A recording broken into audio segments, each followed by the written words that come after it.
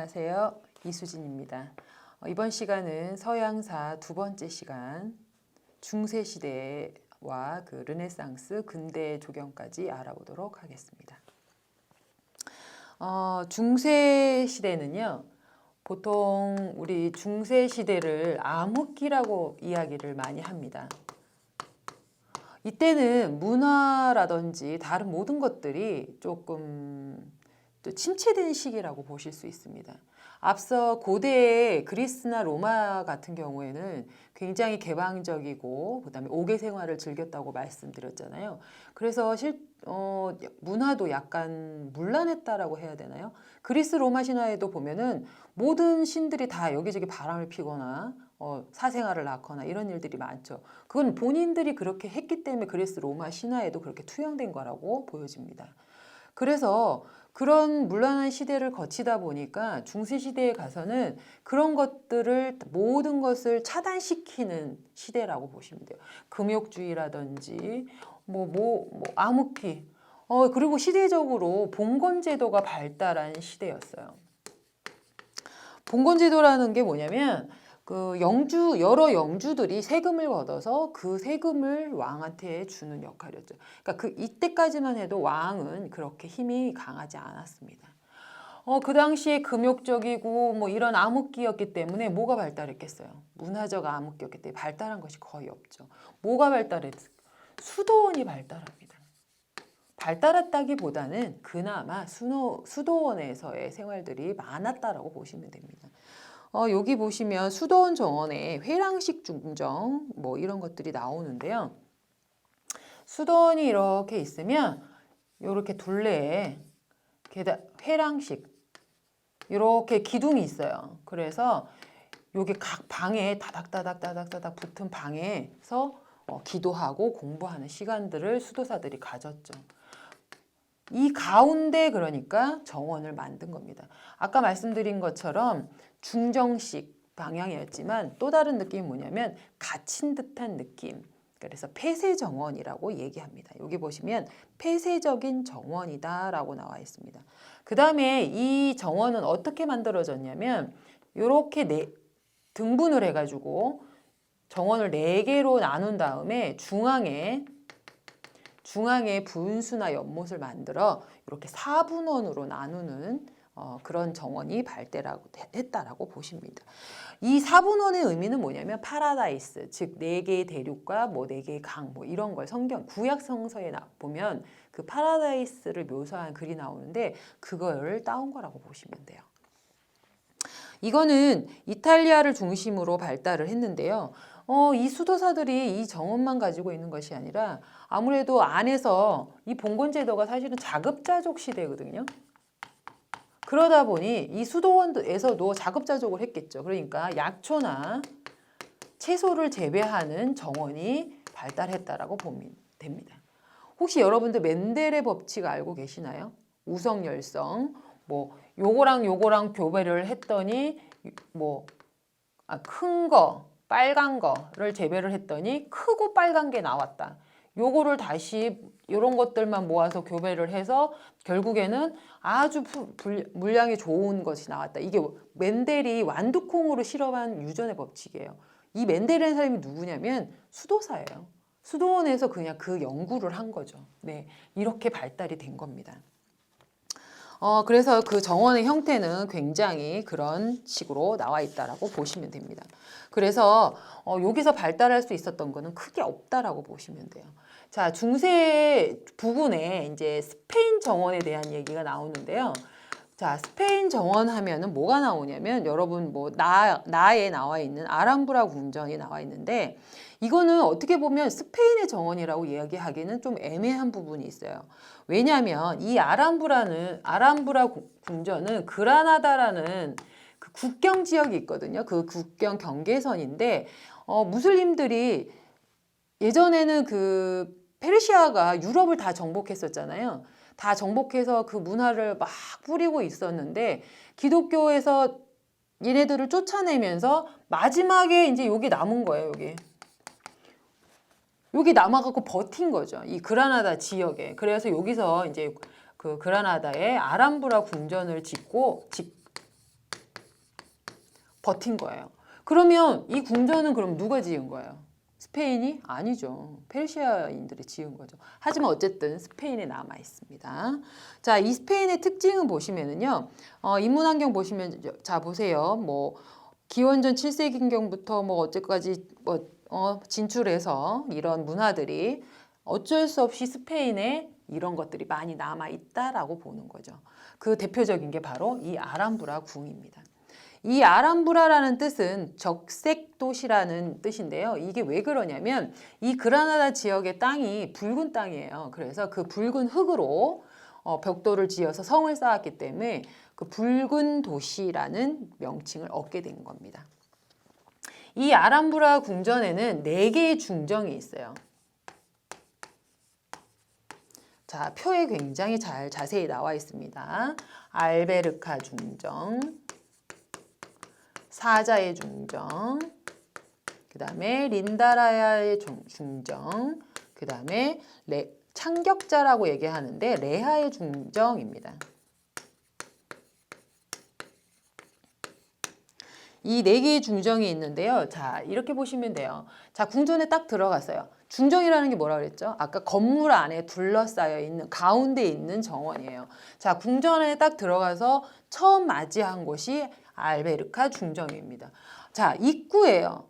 아까 로마 주택도 마찬가지였지만 처음 딱 들어오는 부분은 외국 사신들을 영접하는 공간이라고 보시면 됩니다. 그러면 그 공간은 어때야겠어요? 화려하고 멋있어야 되겠죠. 웅장해야겠죠. 그래서 이 알베르카 궁전은 여기 보시면 세 번째 점, 공적 기능과 엄격한 비례, 화려함, 이슬람 성격이 가장 강한 중정이다라고 나와 있습니다. 제가 금방 말씀드린 것처럼 입구에 있었기 때문에 초입 부분에 있었기 때문에 외국 사신을 영접하기 위해서는 그렇게 화려할 수밖에 없었다라고 보는 거죠.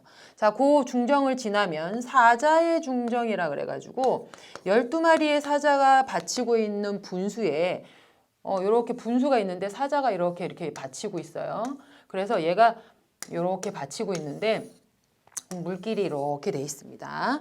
이거는 4개의 수로가 이렇게 사방에 이 옆으로 이렇게 갖고 사방에 뻗쳐 있는 그런 양식으로 되어 있는데요. 굉장히 멋있어요. 여기 보시면 4개의 중정 중 가장 화려하다 이렇게 되어 있어요. 중정이 이렇게 돼 있으면 여기에 분수가 있고 이 주변이 대리석 같은 걸로 되어 있는데 엄청 그 벽장식이나 이런 것들이 굉장히 화려하게 되어 있습니다. 자, 그 다음에 그거를 지나면 세 번째 린다라의 중정이 나오는데요. 여기 보시면 중정 가운데 분수시설이 있고 여성적인 분위기다라고 되어 있어요. 이거는 이럴 수밖에 없는 게 페르시아 이쪽에서는 여자들만 지내는 곳이 따로 있었어요. 하렘이라 그래가지고. 여자들이 지내는 곳 쪽에 있는 정원이에요. 그렇다 보니까 당연히 여성스러울 수밖에 없습니다. 그 다음에 그 안쪽으로 들어가면 레아의 중정, 창격자의 중정이라고 되어 있는데요. 굉장히 작아요. 이 4개의 중정 중에 가장 소규모라고 보실 수 있습니다. 아름답습니다. 대신 그래서 이렇게 조그만 중정에 이렇게 귀퉁이에 4개의 사이프러스가 돼 있습니다. 그래서 귀퉁이에다가 사이프러스를 심고 중앙에 분수가 있고 이렇게 4분원으로 나눠져 있어요. 계속 4분원 얘기가 많이 나옵니다. 아까 수도원에서도 그렇고 여기서도 그렇고 이게 제가 아까 여기 수도원 설명할 때도 말씀드렸지만 4분원이라는 거는 그 파라다이스를 의미하기 때문에 계속 영향을 받아서 4분원의 양식이 많이 나타나게 되죠. 자, 이 스페인의 특징에 대해서 잘 알아봤는데요. 이 아람브라 궁전 옆에 가면은 자, 알베르카 궁은 정궁이라고 보시면 됩니다. 자, 그럼 정궁 옆에는 뭐가 있을까요? 이궁이 있죠. 정궁이 뭐냐고요? 정치를 하는 궁. 어떻게 보면 우리나라로 얘기하면 경복궁을 정궁이라고 하고 창덕궁이나 덕수궁을 우리는 이궁이라고 얘기해요. 별궁이라고 생각하시면 됩니다. 이궁이 있었는데 여기 보시면 헤네랄리페 이궁이 나와 있습니다. 그 근처에 있습니다. 이거 설명하기 전에 그 위에 그림을 한번 보실게요. 아람브라 궁전의 왼쪽 상단에 있는 게 이제 정경이고요. 오른쪽 상단에 있는 게 헤네랄레페 이궁의 정경입니다. 입구예요, 입구. 보시면은 긴 연못에 물이 양쪽으로 이렇게 분수가 아치 모양을 이루는 걸 보실 수 있습니다. 이게 헤네렐레페 이궁의 특징이고요. 그 하단에 보시면 왼쪽에는 사자의 중정에 있는 연못과 사자 문양, 그 다음에 오른쪽에는 사이프러스의 중정, 헤네렐레페 궁에 있는 사이프러스의 중정의 모습입니다. 자, 그래서 각각 아람브라 궁에는 이 네 개의 중정이 있고 각 중정의 특징, 그 다음에 이궁, 헤네렐레페 이궁의 특징이 나와 있습니다. 간혹 문제에 어떤 식으로 나오냐면 다음 중 스페인 그라나다에 있는 궁에 대한 설명으로 바르지 않은 것은 이렇게 나오기도 하고요. 아니면 아람브라 궁전에 대한 설명으로 바른 것은, 혹은 아람브라 궁전에 있는 네 개의 중정 중 뭐에 대한 중정의 설명으로 바른 것은, 이런 식으로 나오는 경우가 간혹 있어요. 그래서 제가 금방 설명드린 대로 알베르카 중정은, 제가 이걸 여기다가 전궁이라고 적었네요. 얘가 전궁입니다. 알베르카 중정은 입구에 있었기 때문에 가장 화려하고 웅장했다. 사자의 중정은 얘도 마찬가지로 화려했는데 네 개의 분원으로 나눠져 있고 사자 12마리가 바친 분수가 있었다. 그 다음에 린다라에는 여성적이다. 그 다음에 창격자의 중정은 굉장히 소규모 4개의 사이프러스 식재가 있었다. 헤네렐레페 이궁은 긴 연못에 아치형의 분수를 이루고 있다. 요 각각의 특징들을 꼭 기억하시기 바랍니다. 다음은 이탈리아의 정원입니다. 이쪽으로 넘어오면서 이제 르네상스 시대가 온 겁니다. 이탈리아의 경우는요, 자, 르네상스라는 게 뭐냐면 인간 중심, 이런 것들이 대부분 그 사상을 내비치고 있습니다. 아까 얘기한 로마 있죠, 로마. 로마가 어디 있나요? 이탈리아에 있는 도시죠. 로마가 발달한 게 축소된 거라면 이걸 더 확장된 개념이라고 보시면 됩니다. 고대 로마의 연결선상이라고 보시면 돼요. 그렇다면 이 이탈리아의 양식은 어떤 거겠습니까? 노단식이란 얘기죠.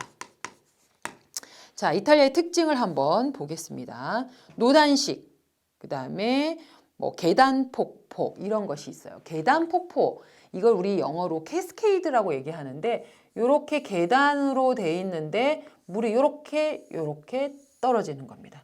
그러면 이렇게 물을 가두겠죠. 사람은 이렇게 보는 겁니다. 자, 그러면 어때요? 느낌이 역동적이죠. 물이 그냥 평면에 물이 갇혀 있는 거하고 이렇게 흐르는 느낌이 있는 거랑은 또 다른 느낌이에요. 이탈리아의 국민성도 엿보이는 거라고 보시면 됩니다. 자, 이 이탈리아의 특징에 대한 설명이 쭉 나와 있는데요. 요거는 한번 읽어보시면 됩니다. 26페이지. 이제 자세히 이탈리아의 빌라에 대한 자세한 설명들이 나오게 돼 있어요. 자, 첫 번째는 빌라 메디치, 그 다음 빌라 데스테, 이 두 가지에 대한 설명입니다. 자, 빌라 메디치 가문을 혹시 들어보신 적이 있나요? 여기 보시면 메디치에 대한 설명은 잘 안 나와 있는데 이 메디치 가문이라는 곳이 어떤 곳이냐면 그 당시에 이제 이탈리아가 이렇게 신발 신은 것처럼 이렇게 생겼잖아요. 그러면 이 해안가를 주변으로 보통 발달했어요. 무역이 발달했는데 이 메디치 가문은 뭘 했냐면 여기가 로마거든요. 여기가 로마인데 로마하고 가까운 곳이 아니에요. 다른 해안가 지역에 있는 시골이에요. 시골인데 어쨌든 무역을 하는 곳이었는데 거기에서 뭘 했냐면 고리대금업을 했어요. 지금으로 얘기하면 금융계의 큰손이었습니다. 그래서 굉장히 돈을 많이 벌어들여요. 무역을 해서 돈을 빌려주고 몇 배로 다시 갚고 혹은 자기가 무역에 투자를 하고 이런 식으로 해서 굉장히 큰 돈을 버는데 우리나라 같은 경우는 큰 돈을 모으면 어떻게 합니까? 자기 주머니에 넣거나 자기 자손한테 물려주죠. 그런데 이 유럽의 경우는 어떻게 하냐면 돈을 벌면 그 돈을 굉장히 사람들한테 많이 쓰는 게 대부분이라고 보시면 돼요. 이 메디치 가문은 어떻게 했냐면 예술가들, 유명한 예술가, 가난한 예술가, 실력 있는 예술가들을 불러 모아요. 그래서 자기 정원을 만들게 하고 그 안에 그림과 조각을 할 수 있도록 배려를 해줍니다. 그러니까 거기에다 돈을 쓰는 거죠. 그래서 실제 여기 빌라 메디치를 가보시면 굉장히 안에가 그림과 이런 건축물이라든지 조각들이 굉장히 박물관 같이 잘 돼 있습니다. 오블리스 오블리제 뭐 이런 얘기가 유럽에서 나온 얘기잖아요. 그런 거라고 보시면 돼요. 권위가 있거나 돈이 있는 사람들이 없는 사람을 도와주는 형국이라고 보시면 돼요. 이거 빌라 메디치는 15세기에 발달한 빌라로 뭐 이런 감탕나무 등등 녹음수를 주로 식재한 것이 특징입니다. 그다음 빌라 데스테가 나오는데요. 우리가 이제 우리 이탈리아를 얘기할 때 앞에 에스테를 앞에다 디 오퍼러스트인가요? 이거를 해가지고 데스테라고 읽는데 간혹 에스테장이라고 이야기도 합니다. 이거는 16세기에 지어진 건데요. 우리가 이 에스테장에 대한 얘기가 굉장히 문제에서 많이 나옵니다. 왜 많이 나오냐면 일단 특징적인 게 제가 아까 이탈리아는 노단식이라고 돼 있다고 말씀을 드렸잖아요. 보통 2개나 3개의 단으로 이루어진 게 일부분이 그래요. 대부분이 그래요.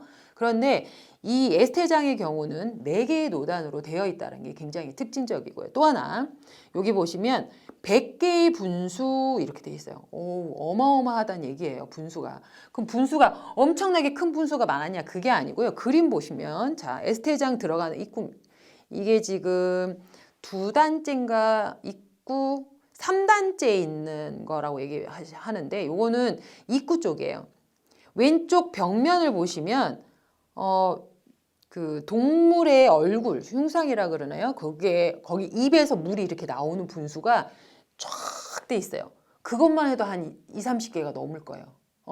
그런 것도 이제 다 개수를 쳐서 100개의 분수가 있다라고 돼 있는데 또 특징적인 게 4개의 단으로 돼 있고 맨 꼭대기 단에 카지노. 카지노는 뭐냐면 우리가 이제 위락시설이라든지 숙박을 할 수 있는 건물을 우리가 카지노라고 합니다. 지금은 그냥 단순하게 게임장을 연상하시는데요. 다 여기서 따온 말이라고 보시면 돼요. 그러니까 사람들이 쉬고 놀고 즐길 수 있고 잠자고 할 수 있는 공간이 있는 건물이라고 생각하시면 됩니다.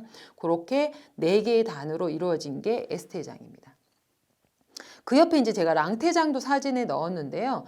빌라 에스테 말고도 랑테장도 굉장히 유명한 빌라였습니다. 요거는 이제 그림으로 굉장히 반으로 중간을 중심으로 양쪽이 대칭으로 이루고 있구나라는 걸 보여드리기 위해서 사진을 올려드린 겁니다. 자, 그 다음은 이제 프랑스로 넘어가 볼게요. 프랑스는 특징적인 게 아까 평면기하학식이라고 얘기했습니다. 평면기하학식. 여기 보시면 소로와 삼림에 적극적으로 이용했고 비스타를 형성했고, 자 여기서 이제 비스타라는 말이 잠깐 나오는데 나중에 차후에 이제 계획과 설계 쪽에서도 다시 한번 설명을 드리겠지만 이 비스타라는 거는 뭐냐면은 가상의 선을 이용해서 요거를 두드러져 보이게 하는 기법을 우리 비스타 기법이라고 얘기합니다. 이건 무슨 말이냐면요. 요게 어떤 조각이나 뭐 건물이 있어요. 그런데 얘를 빡빡하게 시야를 가리는 거예요. 시야를 가려서 옆을 보지 못하게 해서 가운데 정면에 보이는 거를 두드러지게 보이게 하는 기법을 얘기합니다. 아까 제가 잠깐 얘기했던 신전 앞에 있는 성림을 아까 잠깐 설명을 드렸을 텐데요. 성림 양쪽 주변에 숲을 이루고 있어요. 그럼 어때요? 신전이 굉장히 집중돼 중심에 보이겠죠. 그런 기법을 우리 비스타 기법이라고 하는데 이 기법을 사용한 게 프랑스 정원의 특징입니다. 이 대표적인 거 바로 보르빅 공도와 베르사유 궁인데요. 자, 보르빅 공도에 대해서 한번 보시겠습니다. 이 보르빅 공도는 니콜라스 푸케라는 사람, 재무장관이었는데요. 이 개인의 개인 성이에요. 이 사람이 이 루이 14세보다 나이가 많았어요. 왜냐면 그 이전 왕을 모시고 있던 장관이었거든요. 그러니까 뭐 귀족이었고 장관이었으니까 뭐 별장이나 이런 게 많았겠죠. 그래서 루이 14세의 코를 납작하게 하려고 자기 그 보르빅 공도 성을 예쁘게 꾸며가지고 루이 14세를 초대를 합니다. 그래서 초대를 해서 보니까 루이 14세가 보니까 너무너무 멋있는 거예요. 열받죠. 누가 설계했어요? 하니까 르 노트르라는 사람이 설계했다. 이렇게 얘기가 된 거예요. 열받잖아. 궁보다 너무 좋아. 그래서 르노트르를 자기가 데리고 갑니다. 그래서 그 사람이 설계한 게 바로 베르사유 궁전이에요. 그러니까 당연히 두 개가 비슷하겠죠. 이 르노트르라는 사람이 또 과연 누구냐면은 재무장관 니콜라스 푸케의 정원의 정원사였어요. 그 아버지가 아들을 이탈리아하고 뭐 다른 지역의 영국에 유학을 시켜 공부를 시켜서 데리고 온 거예요. 그래서 여기에다가 너 한번 멋지게 펼쳐봐라 해서 이렇게 된 거죠. 이 사람이 이제 처음으로 평면기하학식이라는 기법을 사용해서 보르비공들을 설계하고 짓고 시공하고 그다음 베르사유까지 하다 보니까 이 전 유럽에 이 평면기하학식이라는 것이 유행하게 돼요. 그래서 모든 유럽이 이런 기법을 주로 사용합니다. 그래서 우리가 대표적인 최초의 평면기하학식 정원을 보르비공드라고 하고 최대 규모의 평면기하학식 정원을 우리 베르사유 궁이라고 이야기합니다. 자세한 내용들은 여러분이 한번 읽어보시면 돼요. 이 개념만 이해를 하셨으면 좋겠습니다. 자, 그 27페이지의 그림에 베르사유 궁전에 대한 그림이 나와 있어요. 보시면 딱딱 떨어지죠. 간결하죠. 아까 뭐라 그랬죠? 제가 평면기하학식이고 이건 정형식 정원이기 때문에 그렇습니다. 자, 계속해서 영국으로 넘어가 볼게요. 얘는 베르사유. 자, 베르사유 이전에 보르비공드.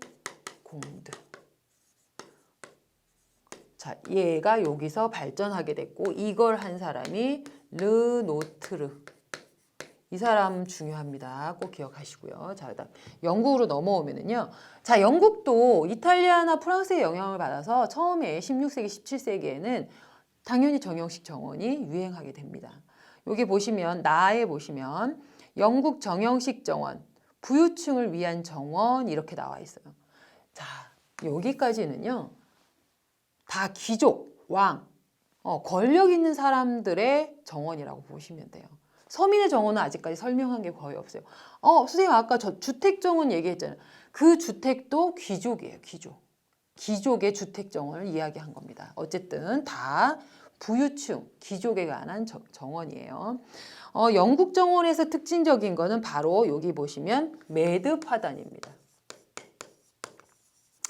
이게 영어를 우리가 해석하다 보니까 매듭이란 우리는 얘기할 때 매듭 뭔가를 묶었을 때 생기는 고리를 우리 매듭이라고 얘기하는데 그걸로 연상하시면 안 되고요. 그냥 말 그대로 회양목을 아주 낮게 깎아가지고 기하학식 문양으로 만든 거. 특히 어떤 식으로 했냐면 이렇게 화단을 조성하면 여기에다가 이렇게 막 그 해파리 모양 같은 거 있잖아요. 이렇게 해가지고 낮게 깎아서 모양을 만든 거예요. 테두리를 만든 거예요. 여기에는 이제 뭘 했냐면 장미라든지 예쁜 꽃을 심었죠. 이렇게 하는 게 매듭 화단입니다. 그 다음에 또 하나 했던 것이 미원인데요. 우리 그 된장찌개 넣어 먹는 미원 아닙니다. 미로원.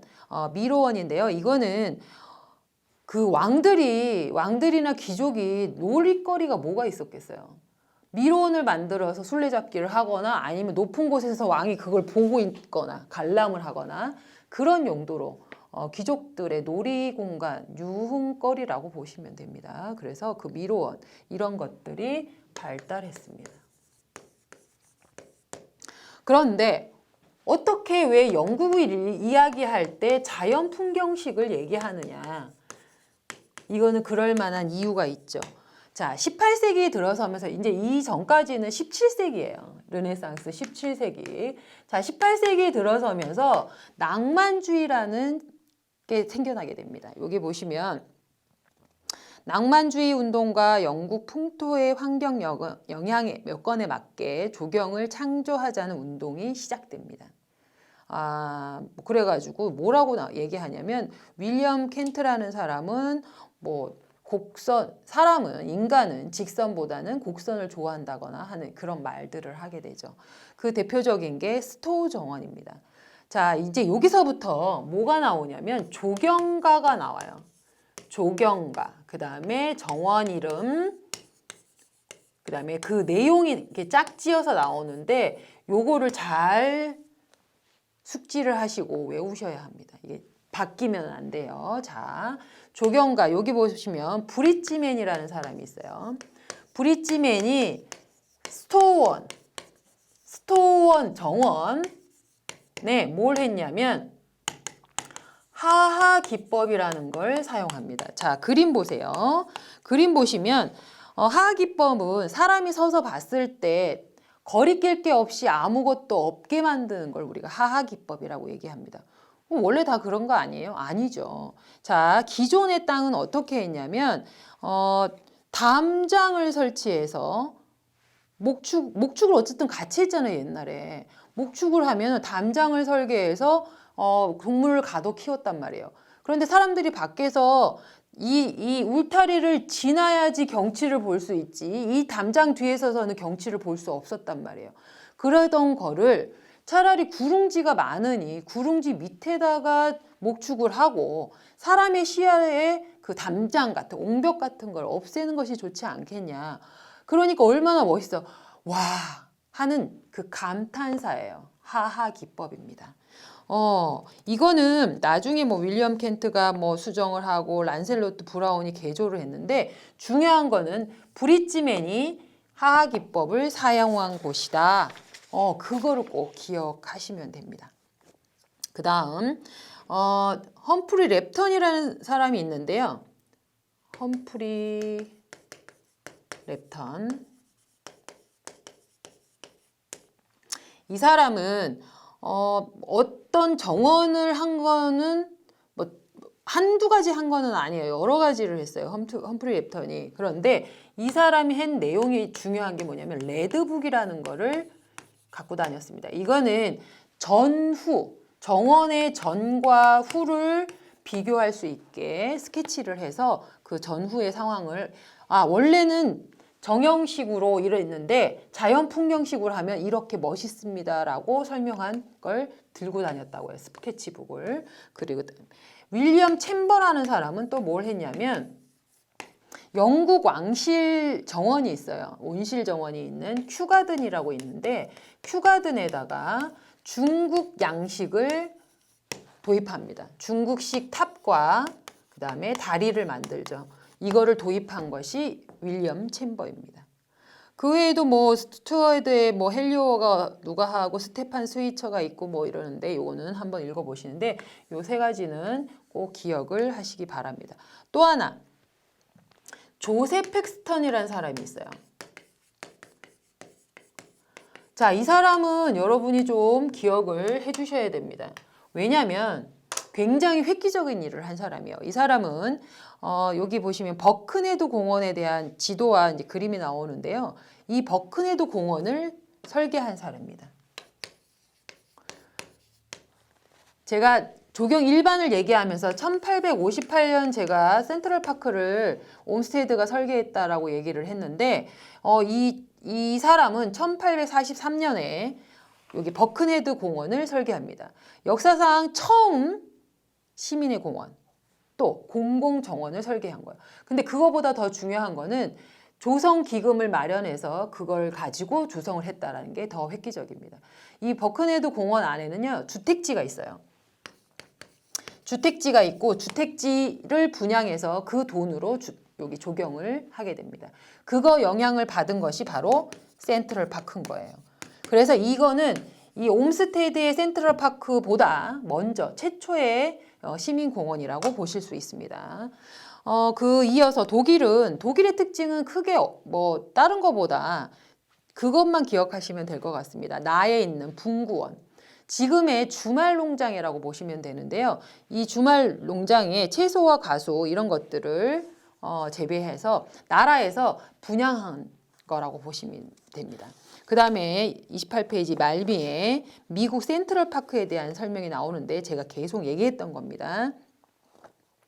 버큰헤드의 공원에 영향을 받았고요. 미국 도시공원의 효시며 그린스워드 안에 그 안에 대한 내용이에요. 이게 보시면 도면이 나와 있습니다. 여러분 책 29페이지에 보시면 센트럴파크 지도가 나와 있어요. 굉장히 길쭉하게 되어 있습니다. 맨하탄 도심 중앙에 있는 공원인데요. 이곳은 굉장히 동선이 입체적이고 그 다음에 또 하나 특징적인 넓은 대로를 갖고 있어요. 그래서 거기에 그 말이 끄는 마차가 지나다니는 길이 있습니다. 그게 다른 공원하고 조금 다른 점이라고 보시면 돼요. 그 다음에 산책로라든지 동적 놀이공간 뭐 이런 것들이 다양하게 있고요.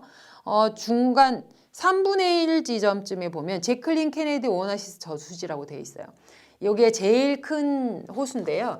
여기 이제 겨울에 물이 얼면 여기서 스케이트를 타기도 한다고 합니다. 근데 제가 올겨울에 갔다 왔는데요. 얼지 않았어요. 얼지 않아서 대신 그 주변을 늘 조깅하는 사람이 굉장히 많아요. 늘 그 한 바퀴 우리 일산 호수공원 서울에 있는 일산 호수공원 이렇게 주변 도는 것처럼 그런 식으로 돼 있어요. 그래서 사람들이 굉장히 좋아하는 장소라고 합니다.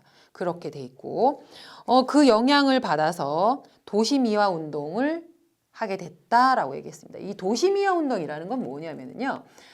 이렇게 생각하시면 돼요. 자, 쓰레기가 쌓여 있다.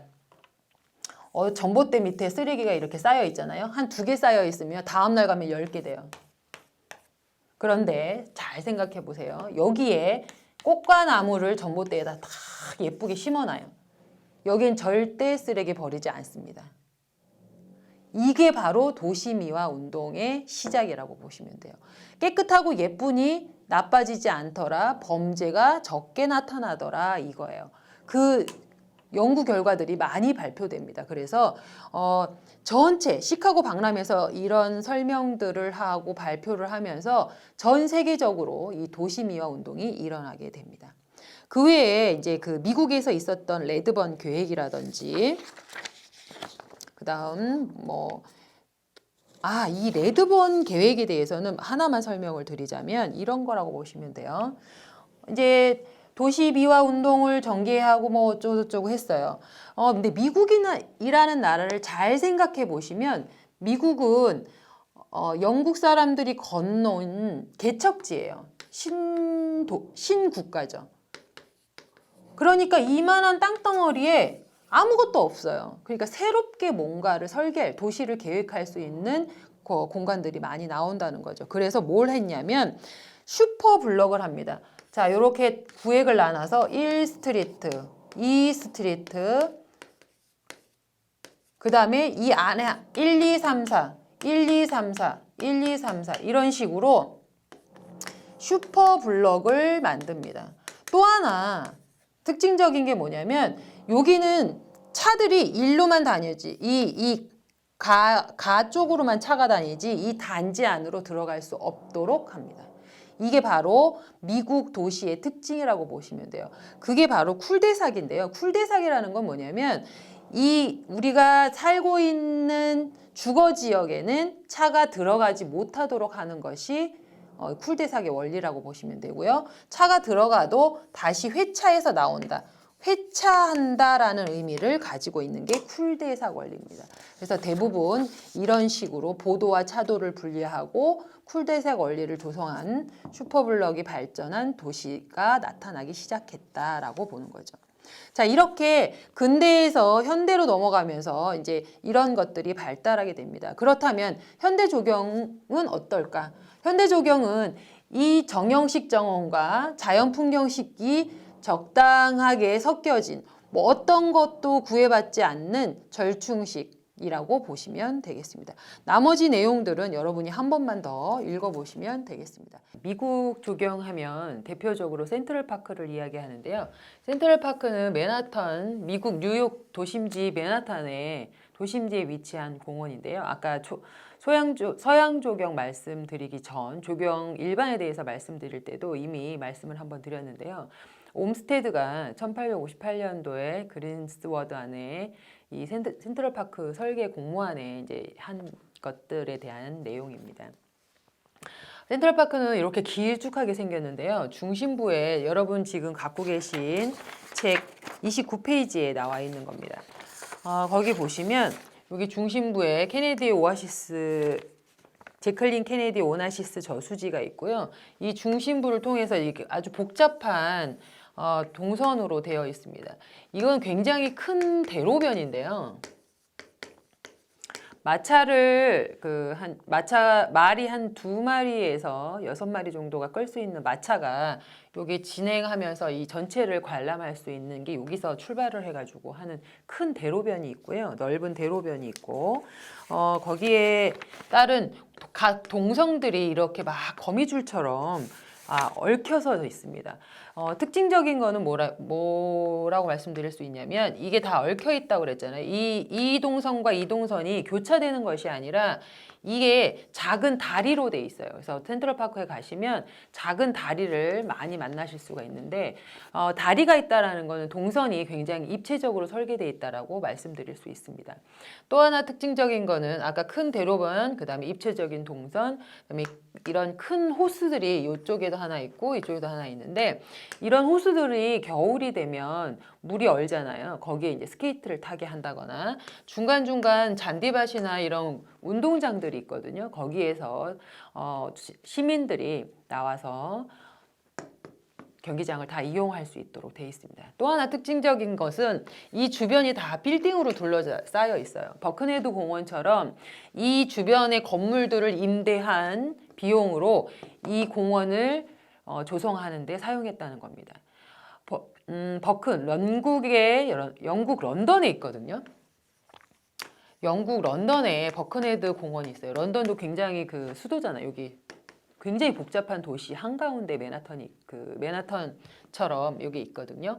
거기 가시면은 버크네드 공원은 이렇게 중간중간에 주택지를 조성해서 여기 이렇게 반달 모양의 호수가 있거든요. 여기 이렇게 공원을 조성했는데 이 주택지들을 조성했을 때 분양금으로 이 공원을 조성했다고 했잖아요. 그걸 벤치마킹한 거라고 보시면 됩니다. 그렇게 해서 시민들 자체적으로 그 힘으로 이 공원을 조성한 공공정원의 시초라고 볼 수 있습니다. 자, 그전에는 모두 부유층 혹은 귀족들에 의한 정원, 별장이었다라고 생각하면 이때부터 시민들의 공원이 나타나게 된 거죠.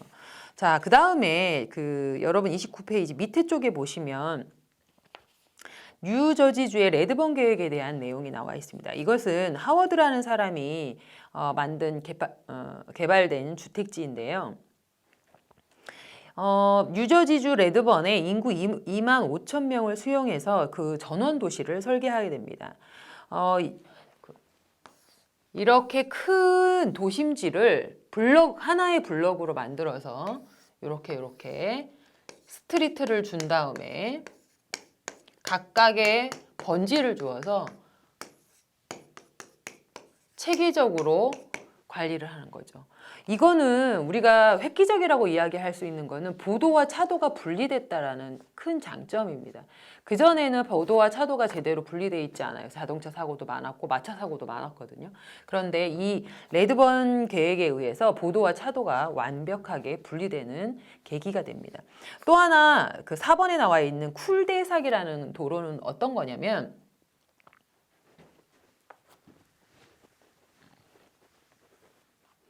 자, 이게 이제 찻길이에요. 찻길인데 이 주변이 이렇게 슈퍼블럭으로 된 주택가입니다. 그러면 차가 어떻게 진입을 하냐면 이렇게 가서 이렇게 회차해서 다시 나오는 거예요. 이 안에는 차를 주차하거나 통행할 수가 없습니다. 그러니까 여기 각각 블럭이 하나씩 이렇게 있겠죠. 그래서 근린성을 굉장히 증가시킨 도시계획이라고 할 수 있습니다. 이것을 바탕으로 현대 조경은 굉장히 발달하게 됩니다. 30페이지 현대 조경의 경향을 보면요. 19세기 뉴욕의 센트럴파크가 조성되면서 사적 중심 조경에서 공적 성격을 띤 공원이 이제 전 세계적으로 유행하게 됩니다. 특히나 설계자의 의도가 중요하게 적용이 되고요. 자, 그게 무슨 말이냐면 아까 얘기한 센트럴파크라는 거를 설계하면서 조경가, 랜드스케이프 아키텍처라는 말을 옴스테드가 처음 사용하게 되는데 그전까지는 조경가의 역할이 그렇게 큰 힘을 차지하지 않았어요. 그런데 이 이후부터 도시미화 운동이라든지 센트럴파크의 영향으로 이 조경가의 역할이 굉장히 두드러지게 발달하게 됩니다. 거기에 따라 이제 그 국립공원 제정법 같은 것들이 생기면서 우리나라는 67년도 지리산 국립공원을 최초로 국립공원으로 지정합니다. 세계적으로 최초의 국립공원은 1872년 미국 옐로스톤 국립공원인데요. 자, 그럼 국립공원 지정하는 게 무슨 의미가 있겠나라고 생각을 하시는데 우리가 공원을 국립공원, 도립공원, 국립 혹은 군립 혹은 도립 혹은 시립 이렇게 얘기하는 공원들이 있거든요. 각 지역에. 자, 그러면 국립공원이면 어떻고 도립공원이면 어떠냐 이렇게 생각하시는데 그렇지 않은 것이 이거는 지자체에서 운영하는 방식, 재정도 마찬가지고 거기서 재원을 충당하는 반면 국립공원 재정이 되면 일단 중앙정보부에서 관할하는 건 물론이거니와 거기에 있는 수목이라든지 야생동물들을 전체적으로 나라 차원에서 보호해주는 그런 획기적인 공원법이라고 생각하시면 됩니다. 거기에 이런 계기가 언제였냐면 1893년 아까 말씀드렸던 도시미화 운동이 시작된 시기가 시카고 박람회 이후라는 점 그걸 기억하시면 되겠습니다. 이것으로 서양 조경사 두 번째 시간을 마치겠습니다.